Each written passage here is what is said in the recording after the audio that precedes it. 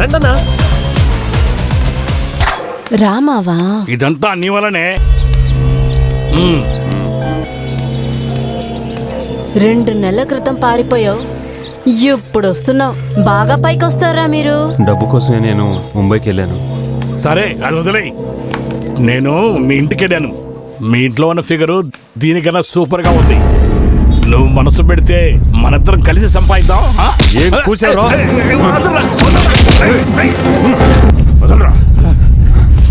వాడిని లాగి బయటపడేయండి రా.